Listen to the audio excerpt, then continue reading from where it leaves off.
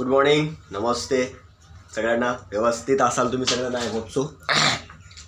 So now dear all of you, आपण कालच्या बॅचमध्ये काय डिस्कस केलं. आपण कालच्या बॅचमध्ये सगळ्यात महत्त्वाचा मेकॅनिझम्स पाहिला. आपण कुठला मेकॅनिझम पाहिला बरं रे? तर आपल्याला एकदा समराईज करायचं आहे की आपण कुठला मेकॅनिझम पाहिला. आपण एक सगळ्यात महत्त्वाचा मेकॅनिझम पाहिला. कुठला? The mechanism of inspiration and expiration. How we can inspire the air and how we can expire the air. की हवेला आपण आतमध्ये कसं घेतो आणि त्या एअरला आपण कसं काय रिलीज आउट करतो, तो मेकॅनिझम आपण कॉमनली पाहिलाय. त्यालाच आपण म्हणतो breathing. One inspiration and one expiration is consider as the breathing. त्याला आपण एक ब्रिदिंग म्हणू. सो आपण ब्रिदिंगचा मेकॅनिझम पाहिला आहे की नाही. आपण ब्रिदिंगच्या बद्दल शिकलोय. आता एक सगळ्यात महत्त्वाचा आपण मेकॅनिझम पाहिला. आणि मेकॅनिझम पाहत असताना त्यातली एक सगळ्यात महत्त्वाची आपण गोष्ट पाहिली होती की हा मेकॅनिझम कसा काय होते, कसा होते. तर मग ते इन्स्पिरेशन असो का एक्सपिरेशन असो, या दोन्ही गोष्टी कशावर डिपेंड आहेत. तर this both of the things, this both of the mechanisms, this both of the processes is totally depends on the intrapulmonary pressure. अगर प्रेशर लेस होगा तभी होगा इंस्पिरेशन, अगर प्रेशर हाई होगा तभी होगा एक्सपिरेशन. ये सब कुछ अपन ने लास्ट बैच में देखा था. एक बार फिर से मैं आपको समराइज करके देता हूँ. तो सबसे पहले इंस्पिरेशन. तो इंस्पिरेशन जिस समय होता है, ज्यावेळेस इंस्पिरेशन होते, when the inspiration is occur, when if the intrapulmonary pressure is less than the atmospheric pressure, then the inspiration is occur. आता how the intrapulmonary pressure become less? So for that the pulmonary volume will increase. त्याच्यासाठी आपल्याला pulmonary volume ला increase करावं लागेल, because the volume and pressures are inversely proportional.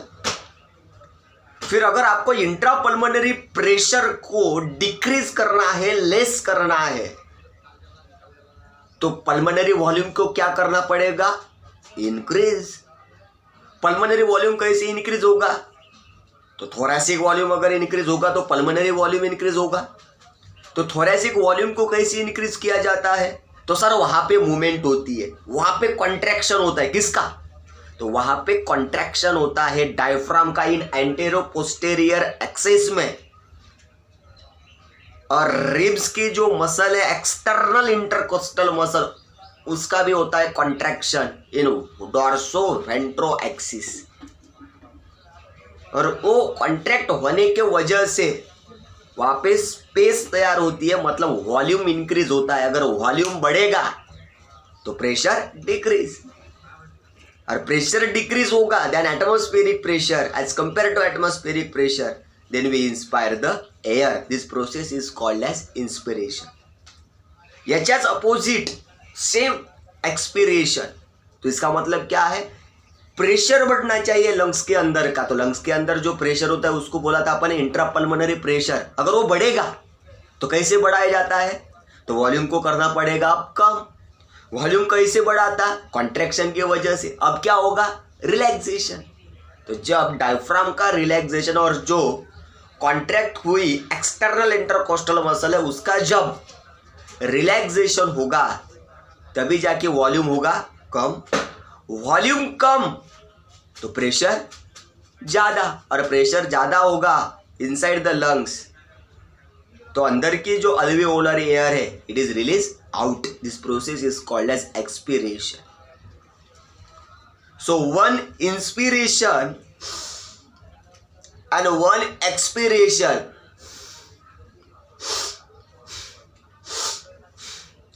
This process is called as breathing. याला आपण breathing म्हटलं. One inspiration and one expiration is called as breathing. तो एक मिनट में अपन कितने बार ब्रीदिंग करते हैं? तो एक मिनट में अपन 12 to 16 टाइम्स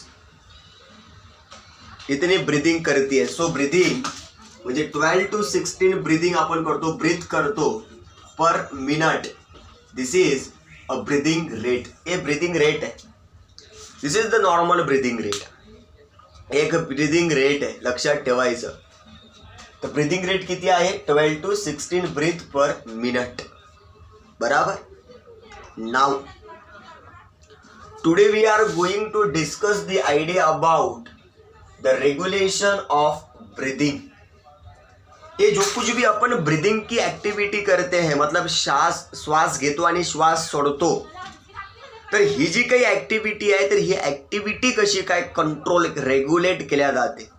सो आजचा आपला टॉपिक सगळ्यात महत्त्वाचा असेल द रेग्युलेशन ऑफ ब्रीदिंग, की ब्रीदिंगला कसं काय रेग्युलेट केलं जातं. तर प्रत्येक पॉईंट हा सगळ्यात महत्त्वाचा आहे, त्याच्यामुळे व्यवस्थित लक्ष देऊन या पॉईंटला क्लिअर करायचं. The regulations of breathing means what, कि जो कुछ भी अपन ब्रीदिंग की प्रोसेस करते हैं, मतलब इंस्पिरेशन और एक्सपिरेशन की जो कुछ भी प्रोसेसेस होती है, मतलब सांस लेना और श्वास जो कुछ भी वो एक्सक्रीट करना, रिलीज आउट करना, ये जो कुछ भी प्रोसेस अपन करते हैं, इस प्रोसेस को कैसे मेंटेन, कंट्रोल और रेगुलेट किया जाता है, इसको कैसे मेंटेन किया जाता है.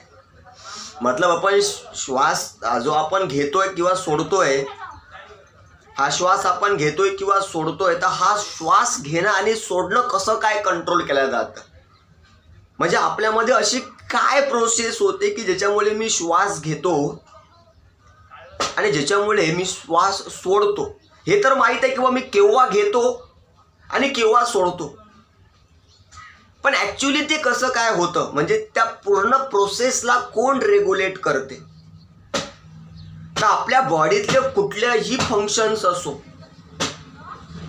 आपल्या बॉडीतलं कुठलंही फंक्शन्स असो, मग ते व्हॉलेंटरी फंक्शन असो म्हणजे इच्छेनं होणारं, किंवा मग ते नॉन व्हॉलेंटरी फंक्शन असो म्हणजे इच्छेच्या विरोधात होणारं.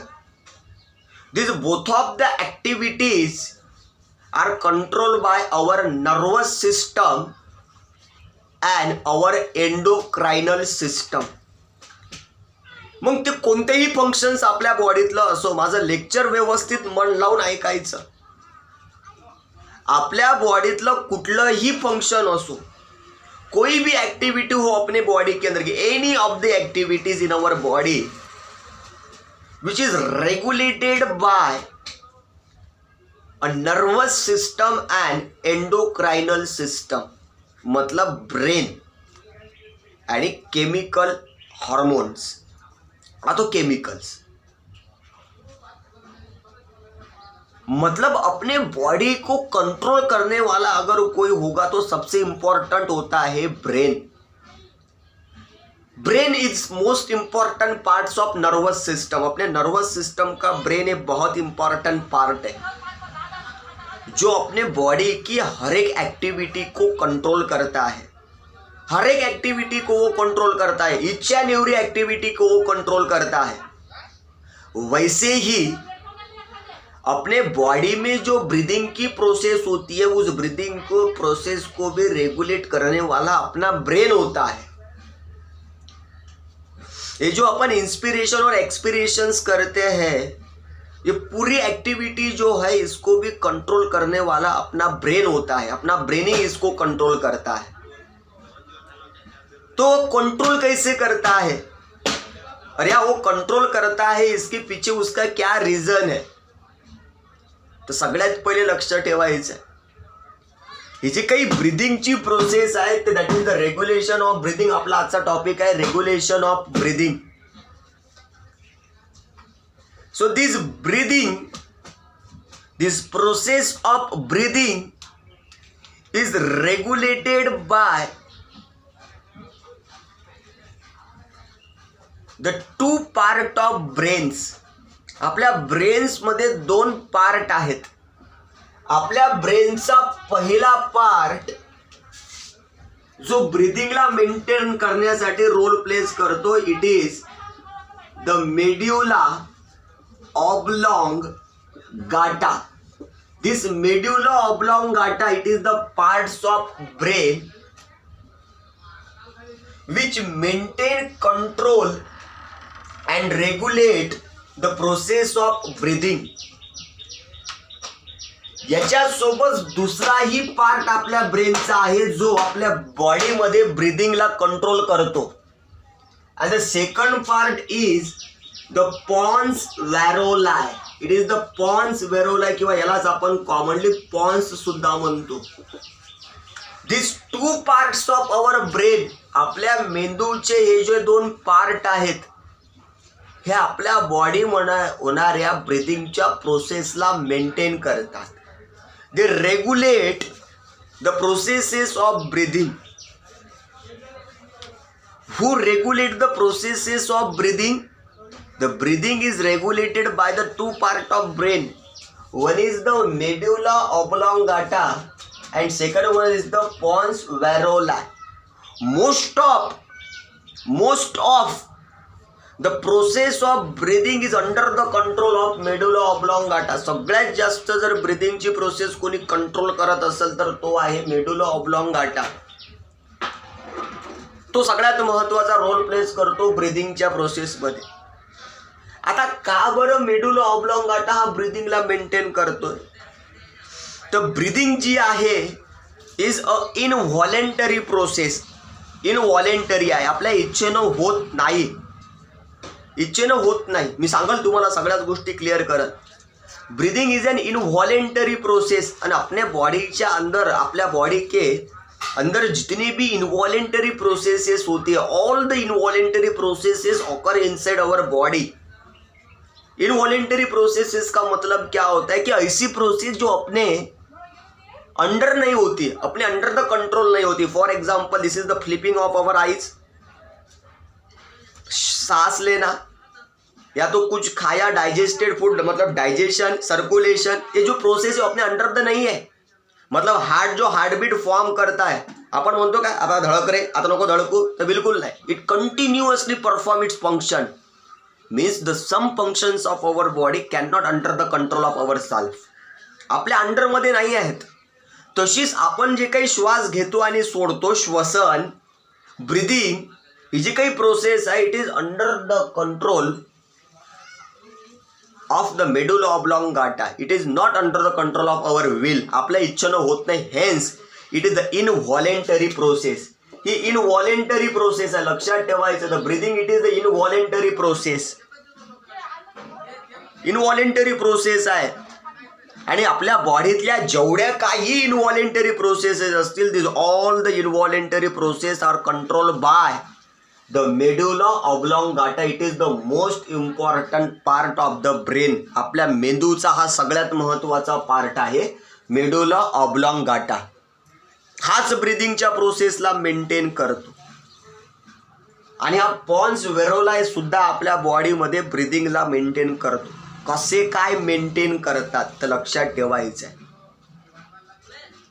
इन द मेडुला ऑब्लॉंगाटा, या मेडुला ऑब्लॉंगाटा हा जो काही ब्रेनचा पार्ट आहे, ज्यावेळेस आपण नर्वस कोऑर्डिनेशन या लेसनला शिकू त्यावेळेस मी तुम्हाला डिटेली आयडिया देईल मेडुला ऑब्लॉंगाटाची.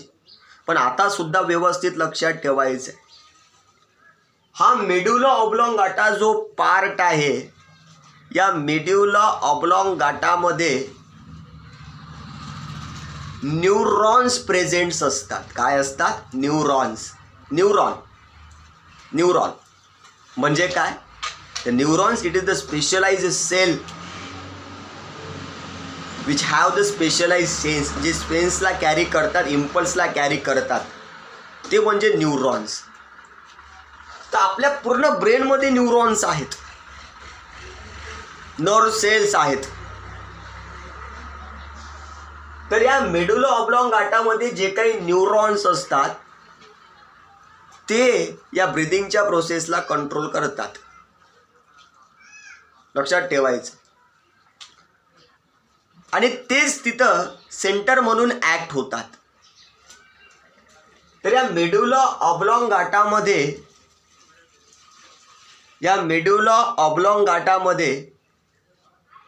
आपण कॉमनली दोन सेंटर पाहतो.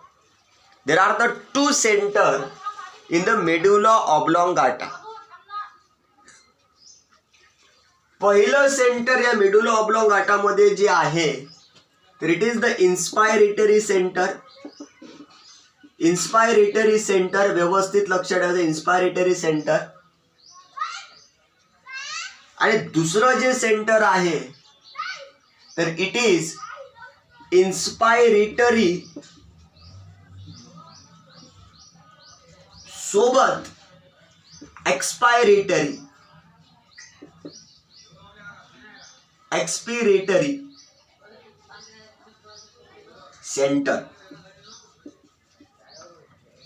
आणि या दोन्ही सेंटरला आपण कॉमनली म्हणतो रिदम सेंटर किंवा ॲप्न्यूटिक सेंटर. व्यवस्थित लक्षात ठेवायचं. म्हणजे मेडुला ऑब्लॉन्गाटामध्ये जे काही स्पेशलाइज न्यूरॉन्स आहेत, जे काही स्पेशलाइज न्यूरॉन्स असतील ते ॲक्ट ॲज ए रेस्पायरेटरी, ते ॲक्ट ॲज ए रिदमिक सेंटर्स किंवा त्यांनाच आपण कॉमनली म्हणू रिदमिक सेंटर किंवा ॲप्न्यूटिक सेंटर. आणि या मेडुला ऑब्लॉन्गाटामध्ये किती रिदमिक सेंटर आहेत तर 2, इन्स्पायरेटरी सेंटर्स आणि इन्स्पायरेटरी प्लस एक्सपायरेटरी सेंटर्स असे 2 सेंटर्स आहेत. तर इन्स्पायरेटरी सेंटर जे आहे तर हे डॉर्सल न्यूरॉन पासनं बनते. म्हणजे मेडुला ऑब्लॉन्गाटाची जी डॉर्सल साइड असेल तिकडे जे न्यूरॉन्स असतात ते डॉर्सल्स neurons. and this group of dorsal neuron act as a inspiratory centers. एवढं लक्षात ठेवायचं. त्यानंतर डॉर्सो व्हेंट्रल साइडला, दोन्ही साइडला जे न्यूरॉन्स असतात they act as a inspiratory and expiratory centers, means they maintain the inspiration as well as expirations. आणि या दोघांनाही आपण कॉमनली म्हणतो रिदम सेंटर. रिदम याला म्हणतात रिदम सेंटर, श्वास घेणं सोडणं, किंवा त्यालाच म्हणू आपण ॲप्नोइस्टिक सेंटर. म्हणजे मेडुला ऑब्लॉन्गाटामध्ये जे सेंटर आहे त्याला आपण म्हटलं रिदम सेंटर आणि ॲप्नोइस्टिक सेंटर.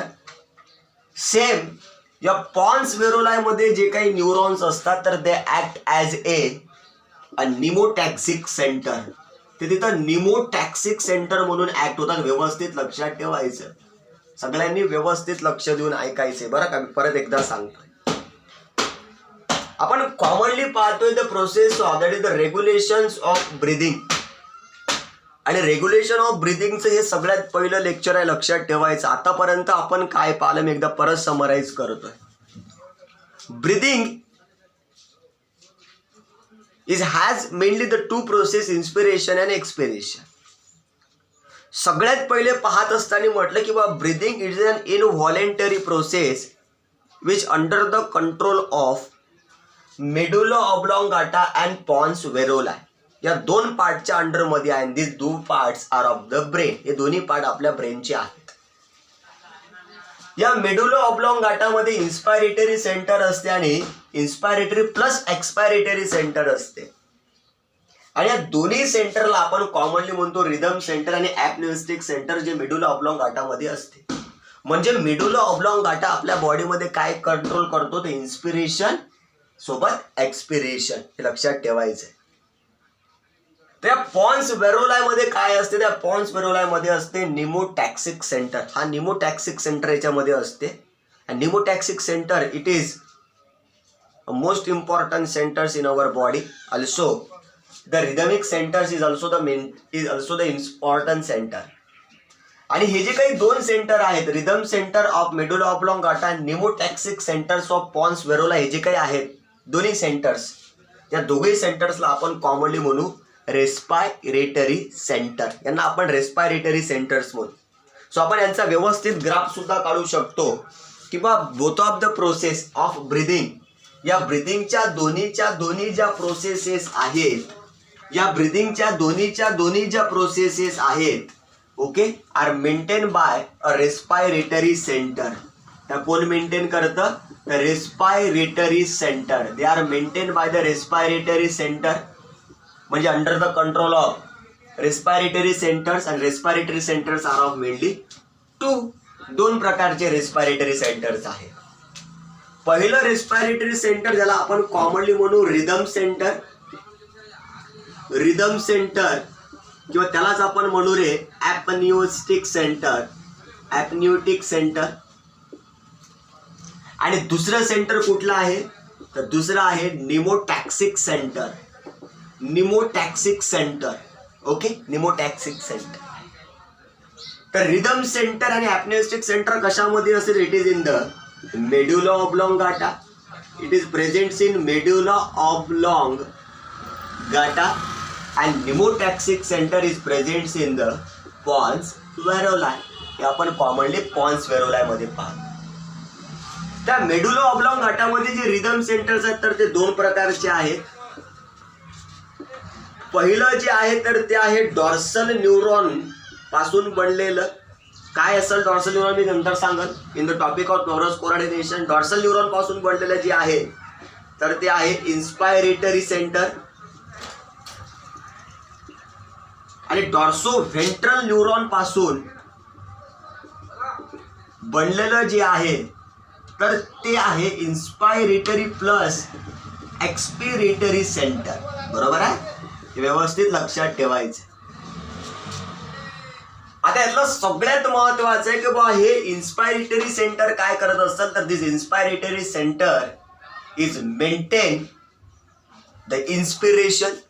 म्हणजे इन्स्पिरेशनच्या वेळेस जेवढ्या काही ॲक्टिव्हिटी होत असतील म्हणजे डायफ्रामचं कॉन्ट्रॅक्शन, एक्सटर्नल इंटरकोस्टल मसलचं कॉन्ट्रॅक्शन, इंटरनल प्रेशर को डिक्रीज करना, ये सभी एक्टिविटी इंस्पिरेशन के वक्त जो होती है उसको मेंटेन करने वाला इंस्पायरेटरी सेंटर है जो कहाँ होता है? मेडुला ऑब्लॉंगाटा में.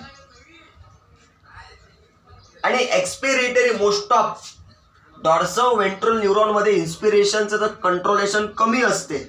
सगळ्यात जास्त कंट्रोलेशन असते एक्सपायरेटरी सेंटरचं. सगळ्यात जास्त कंट्रोलेशन एक्सपायरेटरी असं असते. त्याच्यामुळे तो तिथं एक्सपिरेशनला कंट्रोल करतो. म्हणजे एक्सपिरेशनच्या वेळेस ज्या काही रिलॅक्सेशन प्रोसेसेस होतात त्या सगळ्या गोष्टी मेंटेन करण्याचं काम हा आपला एक्सपायरेटरी सेंटर करतो जो कोणामध्ये असतो? मेडुला ऑब्लॉंगाटामध्ये. ओके, ह्या तर कळल्या. म्हणजे आपण ब्रीथिंग मध्ये इन्स्पिरेशन एक्सपिरेशन जी करतो ही जी काही प्रोसेस करतो this process is totally under the control of medulla oblongata because in the medulla oblongata the rhythmic centres are present. ते maintain the activity of breathing. ते ब्रिदिंगला मेंटेन करतात. ओके, आता sir हे आम्हाला नाही कळलं की बा निमोटॅक्सिक सेंटर काय. तर सगळ्यात पहिले निमोटॅक्सिक सेंटर पाहायच्या अगोदर आपल्याला पाहायचं आहे निमोटॅक्सिक म्हणजे काय. निमोटॅक्सिक बॉडीमध्ये जर CO2 आणि हायड्रोजन आयन कॉन्सन्ट्रेशनची लेवल जर वाढत असेल म्हणजे बॉडीमध्ये CO2 आणि हायड्रोजन आयनची जर लेवल वाढत असेल, कार्बन डायऑक्साईड सॉरी बॉडीमध्ये CO2 म्हणजे कार्बन डायऑक्साईडची आणि हायड्रोजन आयनची जर लेवल वाढत असेल म्हणजे ऑक्सिजनची लेवल काय असेल? कमी. तर this condition it is increase CO2 and hydrogen ion inside the blood, inside the body. ही जी काही कंडिशन आहे तर दिस कंडिशन इज कॉल्ड ॲज निमोटॅक्सिक. याला आपण कॉमनली निमोटॅक्सिक म्हणू. निमोटॅक्सिक कंडिशन म्हणजे if in the blood the CO2 and hydrogen ion are increased, this condition is called as pneumotactic condition. तर CO2 बॉडीमध्ये वाढणं म्हणजे ऑक्सिजनची लेवल बॉडीमध्ये कमी होणं म्हणजे it is poisonous for us, it is dangerous condition for us. मग अशी जर कंडिशन जर आपल्या बॉडीमध्ये जर येत असेल ते सगळ्यात पहिले कोणाला करते? पॉन्स वेरोलायला. म्हणून पॉन्स वेरोलायला म्हटलं जाते निमोटॅक्सिक सेंटर. काय सांगतो पॉन्स वेरोलाय? तर पॉन्स वेरोला सांगतोय की बा बॉडीमध्ये CO2 आणि हायड्रोजन लेवलची हायड्रोजन आयनची जी लेवल आहे ती कमी आहे का जास्त आहे याला मेंटेन करण्याचं काम हा पॉन्स वेरोलाय करतो. मग हा पॉन्स वेरोलाय कसा काय या लेवलला मेंटेन करतो? पहा, जर आपल्या बॉडीमध्ये CO2 आणि हायड्रोजन आयनची जर लेवल जर वाढत असेल तर ते निमोटॅक्सिक कंडिशन आहे म्हणजे वाढली. ते सगळ्यात पहिले पॉन्स वेरोलाला कळते. कळल्याबरोबर हा पॉन्स वेरोला काय करतो, या रिदमिक सेंटरला स्टिम्युलेट करतो, किंवा तू इन्स्पिरेशन सेंटरला सांग आणि इन्स्पिरेशन वाढव. म्हणजे ज्यावेळेस आपण इन्स्पिरेशन करू त्यावेळेस सगळ्यात जास्त बॉडीमध्ये काय येईल, ऑक्सिजन. म्हणजे आपण निमोटॅक्सिक सेंटर काय करू, कमी करू. म्हणजे निमोटॅक्सिक सेंटर ही रिदमिक सेंटरला काय करते, स्टिम्युलेट. बरोबर आहे. म्हणजे दोघांचे फंक्शन कसे आहेत रे वेगळा, एकमेकावर डिपेंड आहेत. म्हणून एक सेंटेन्स आहे, the apneustic centres of medulla oblongata is antagonistic with a pneumotaxic centre. म्हणजे निमोटॅक्सिक सेंटर याला सांगाल की बा इन्स्पिरेशन वाढव. आपण कधी कधी पहा इन्स्पिरेशन आपली जास्त वाढते. It is due to the high level of CO2 and hydrogen ion concentration in the body which is stimulated by the pons viruli. Hence in the pons viruli pneumotactic centers is present. आणि level जर वाढत असेल तर हा Pond's वेरोला medulla ऑब्लॉंगाटाला सांगतो. त्याच्यामुळे आपण म्हटलं की निमोटॅक्सिक सेंटर जे काही ॲप्नियोटिक सेंटर आहे किंवा रिदमिक सेंटर जे आहे it is antagonistic with the pneumotaxic centre and this is the regulation of breathing. It is maintained by the respiratory centers are present in the medulla oblongata and pons viruli. The medulla oblongata मध्ये rhythmic centre आहे, ॲप्नियोटिक centre आहे, जे inspiration आणि एक्सपिरेशनला maintain करते. तर Pond's वेरोलामध्ये निमोटॅक्सिक centre आहे, जे निमोटॅक्सिक कंडिशनला मेंटेन करते. CO2 आणि हायड्रोजनची लेवल वाढत असेल तर त्याला आपण म्हणतो निमोटॅक्सिक कंडिशन, आणि त्याला कंट्रोल करण्यासाठी पॉन्स वेरोला आपल्या बॉडीमध्ये आहे. आणि दोन्हीच्या दोन्ही सेंटर एकमेकावर डिपेंड आहेत, म्हणून they are antagonistic with each other. तर लक्षात ठेवायचं आहे. This is regulation of breathing. पुढच्या बॅचमध्ये रेग्युलेशन ऑफ ब्रिदिंगचं सेकंड लेक्चर असेल. हे झालं थोडीशी इंट्रोडक्टरी आयडिया. पुढच्या बॅचमध्ये आपण रेग्युलेशन ऑफ ब्रिदिंगचं सेकंड लेक्चर पाहू. This is the first lectures of regulations of breathing. याचाच दुसरा पार्ट तुम्हाला उद्या परवा भेटून जाईल. ओके, ठीक आहे. त्यासाठी एवढंच पाहू, बाकीचा पार्ट पाहू आपण नंतर.